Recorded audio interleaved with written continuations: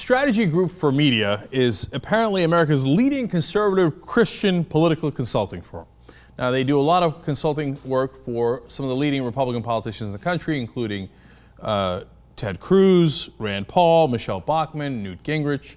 In fact, part of this story that's in BuzzFeed, great story by Michele Bachmann, explains that they had an interesting interaction with Michele Bachmann.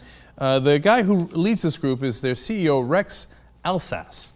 And Rex Alsace apparently once sent Michele Bachmann a, quote, female pleasure machine. Interesting. I believe we colloquially call that a vibrator. Okay. But he says it was by accident, that it was a staffer who got it, and they just went to Brookstone, and they got the wrong vibration thing, and he was trying to help her with her migraines, and wound up sending her a female pleasure machine. Awesome. But that's not what this story is about. Apparently, this guy, according to his own employees, was crazy and had a lot of issues, and they did an intervention with him. Now, remember, these are all Christians, so they did a Christian intervention with him. There was a lot of praying and soul searching, etc. In fact, 7 of his employees got together to do this intervention because they were very, very worried about him. But before the intervention, they were so worried that they thought things might go wrong given how unstable he is. One of them said, it might be like the Game of Thrones. All our heads on spikes and then a celebration. Awesome.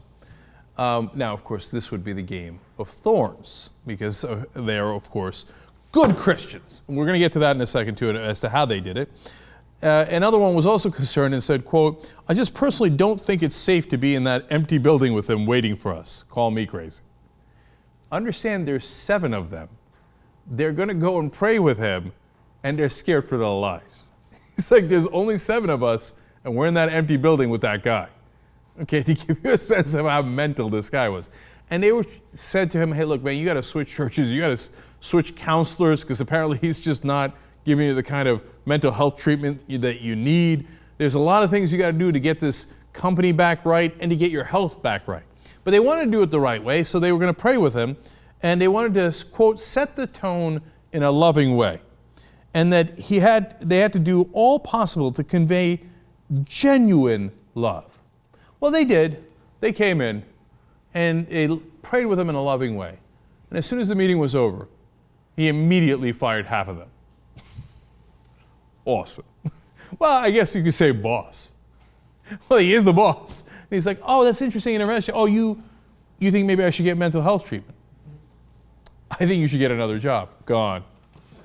They called it, quote, the Saturday Night Massacre. So he took them all out. Now, he didn't actually kill them, okay? He just fired them.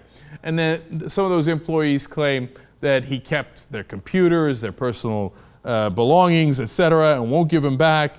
And apparently, this is the kind of Christianity that's going on in the Christian consulting firms. And now they're suing him, and we're finding out all the crazy things that are happening inside this company.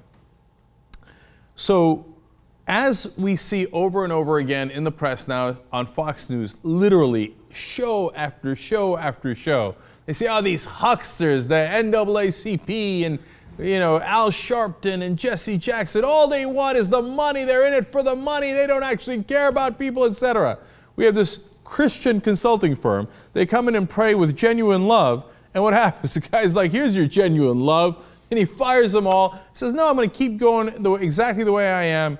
And, they'll settle in court whether, in fact, he was abusive to his employees, etc.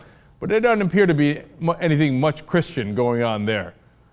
Turns out, of course, what they really care about is power and money and apparently female pleasure machines.